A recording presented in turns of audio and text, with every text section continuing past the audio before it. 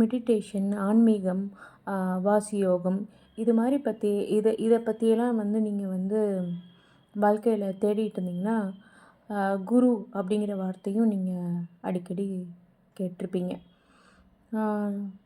பல குருமார்கள் வந்து குருவே சரணம் அப்படின்னு சொல்லி தான் அவங்களுக்கு சொல்லிக் கொடுத்த குரு அவங்கள முன்னிறுத்தி தான் எந்த ஒரு சத் சங்கம், சொற்பொழிவு எல்லாமே ஆரம்பிப்பாங்க. ஏன் வந்து ஒரு குருவை வந்து நம்ம மிகப்பெரிய விஷயமா பார்க்குறோம்?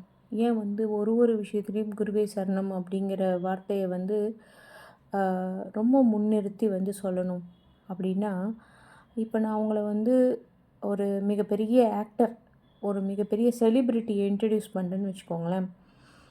அப்போ நீங்கள் எவ்வளோ நம்ம இப்போ எல்லாருமே வந்து பிஸ்னஸ், மார்க்கெட்டிங் இது எல்லாத்துலேயுமே வந்து பார்த்திங்கன்னா ஒரு மிகப்பெரிய கான்டாக்டை தான் எதிர்பார்க்குறோம். சரிங்களா? இவருடைய கான்டாக்ட் மட்டும் கிடச்சதுனா போதும், நம்ம வாழ்க்கையே செட்டில் ஆகிடும். இவருடைய கான்டாக்ட் கிடச்சதுனா போதும், நம்ம வாழ்க்கையில் ஓஹோன்னு இருப்போம் அப்படி சொல்கிறோம்.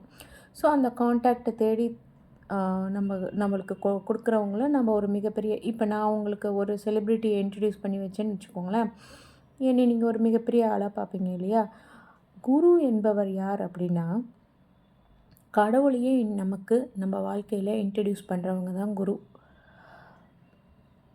கடவுள் நம்மளுக்குள்ளே தான் இருப்பாங்க. கடவுள்ன்றது நாம் தான், நம்ம எண்ணம் தான் வாழ்க்கை. ஆனால் எண்ணம் தான் வாழ்க்கை, கடவுள் நம்மளுக்குள்ளே தான் இருக்காருங்கிற விஷயத்தை மட்டும் நம்பி நம்மளால் வாழ்க்கையை வந்து ப்ரொசீட் பண்ண முடியாது. அதுக்கு ஒரு நல்ல சக்தி வாய்ந்த குருவோடைய தீட்சை இருந்தால்தான் நம்மளால் நமக்குள்ளே இருக்கிற கடவுளை உணர்ந்து நம்ம வாழ்க்கையில் சாதிக்க முடியும்.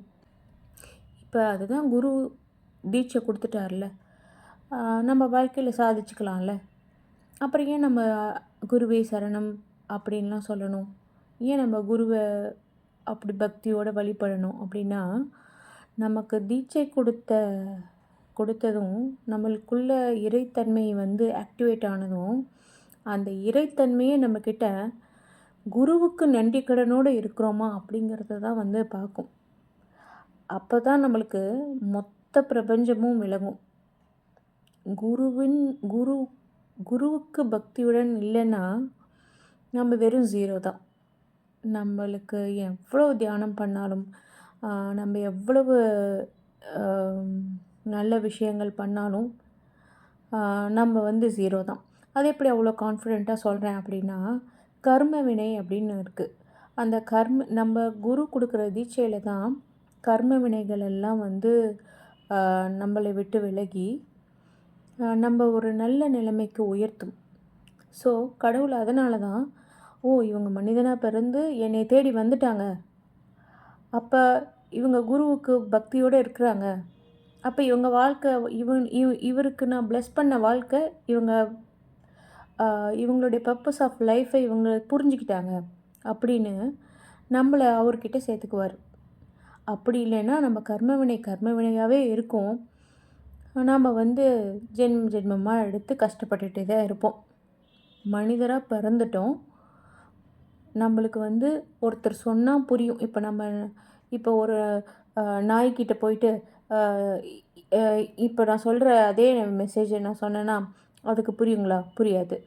நம்ம மனிதராக பிறந்துட்டோம், அடுத்தவங்க பேசுகிறது நமக்கு புரியும், நம்மளுக்கு சிந்திக்க தெரியும், நம்மளுக்கு மனதால் செயல்பட தெரியும். அப்படிங்கிறப்ப ஒரு நல்ல குரு தான் நம்மளுக்கு தீட்சை கொடுத்து நம்மளை வழி நடத்தி நம்மளுடைய பர்பஸ் ஆஃப் லைஃப்பை வந்து நமக்கு சாட்டிஸ்ஃபை பண்ணுறவங்க.